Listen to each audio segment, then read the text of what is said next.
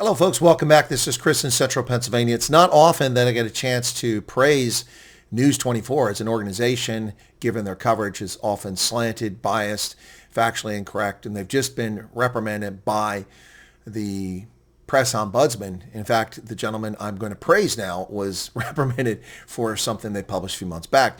But today, a shockingly accurate fact check on News 24 on a topic that I'm going to make a video on over the weekend regarding Fikle Mbalula, the Secretary General of the African National Congress, and his bizarre rant against South Africans and his passel of fairy tales. It proves that some members of the senior leadership of the African National Congress apparently rely on social media garbage for their news, because that's what he's spewing. Either that or his intention was to just anger people. And a couple of things are factually incorrect, which you need to address right now. And Andrew Thompson in News 24 in fact-checking actually does a very good job here and is objective in how he balances his reporting on debunking the garbage spewed by Fikle Mbalula. Let's get to that. In a very long speech that went for, I think like 100 minutes or something like that, including answering questions, Fikle Mbalula falsely claimed that 49 South African refugees had immigrated to the U.S., mockingly describing them as car guards and linked them to an unrelated murder. Now, the defamatory comments here and the mocking attitude aren't in themselves racist, but they do raise questions, and I would recommend that someone contact South African Human Rights Commission, because they do undermine the dignity of South Africans, in particular minority South Africans.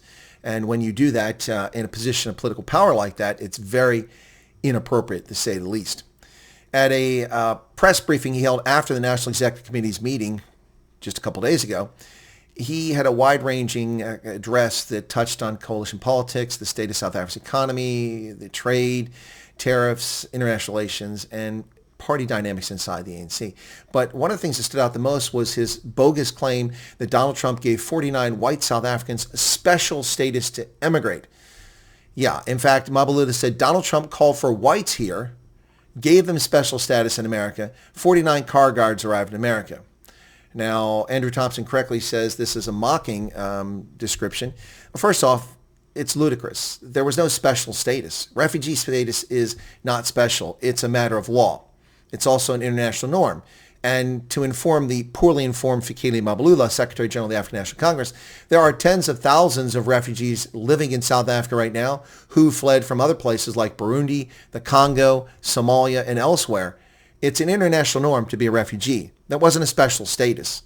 And he didn't invite whites. That's a fairy tale. Andrew Thompson goes into detail, explain how this unfolded, how people got the impression that it was whites, that it was Afrikaners, and he correctly notes how it's actually more than that now, which is what I've said it should be and would be all along. Turns out to be correct once again. Donald Trump did not simply invite whites to come to the United States. He invited South Africans suffering from unjust racial discrimination. And the callous, mocking, slimy behavior of Fikle Mbalula shows his contempt for fellow South African citizens who happen not to have the same pigmentation as him. That in itself raises a lot of questions. Thompson goes on about the executive order. He does say that on May 12th, the first group of 59, not 49, arrived under the program. U.S. officials later confirmed that a second group had also arrived. Others may have traveled without public disclosure. I can confirm that many others have traveled without public disclosure because of the abhorrent behavior of South African politicians and of the media in South Africa and the U.S. So he goes on to talk about the messaging was initially mentioning Afrikaners. That's true.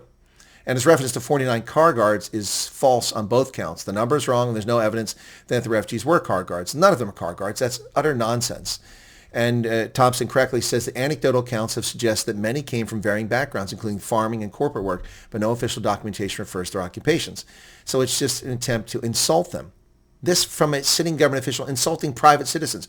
It's one thing for Fikle Mbalula to insult the leader of MK or the EFF, but to insult private citizens, abusing his political power, this man needs to be referred to the South African Human Rights Commission for undermining the dignity of ordinary South Africans, whom we can name by their legal names, and he has denigrated them. Then he came up with the most outlandish thing, and this shows that he obviously gets his news from social media, which ran this nonsense about a murder that occurred here in America and claimed it was refugees. Mbalula said, in less than a week after being there, they started killing each other. A man killing his girlfriend there. That's what they do here, killing each other over something.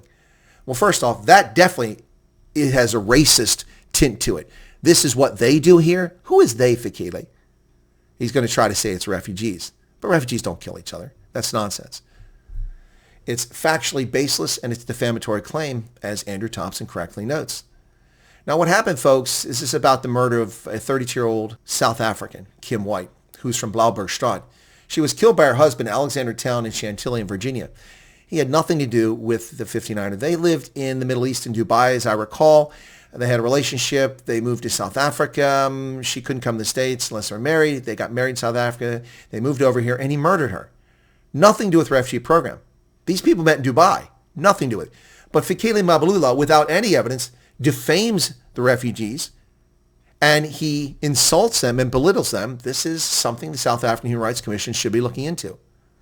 And Andrew Thompson correctly says there's no public record, police report, or media coverage linking any of the 59 refugees to any violent crime within a week of their arrival, or since, to go further. Nor is there broader evidence or specific context to support why Mbalula meant this is what they do here, killing each other. Well, we know what he meant. It was a dog whistle. The Kim Wyatt case, as he says, while deeply tragic, is unrelated to the program Mbalula referenced. And this is what politicians do in South Africa.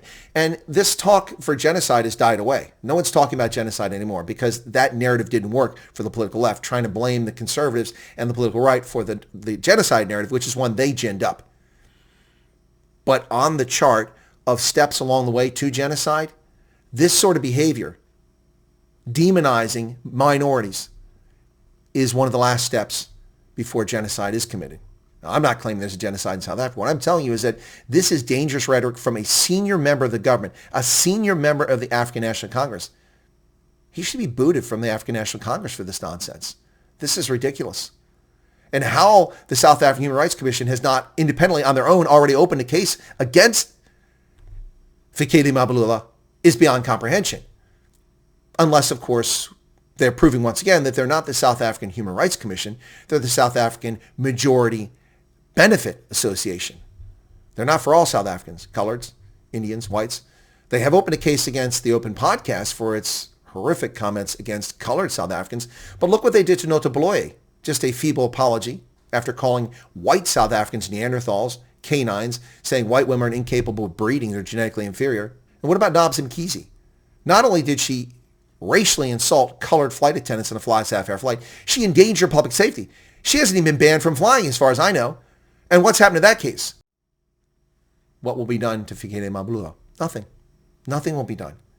He has fake liberation credentials. He can say and do what he wants, just like Julius Malema, who wasn't part of the liberation struggle, but refers to it every day to justify his abhorrent behavior.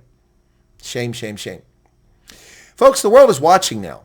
These South African politicians haven't quite caught on to the fact that the world is watching their behavior. Been ignoring it for 30 years, but now people are paying attention.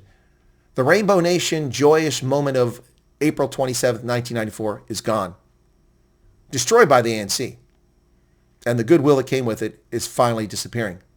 It's time to start holding politicians accountable for inciting racial violence and hatred and saying things like this. It's reminiscent of what the Nazis did in the Reichstag. What say you, South Africa? What say you, Mzansi? World, this stuff needs to stop. Cheers.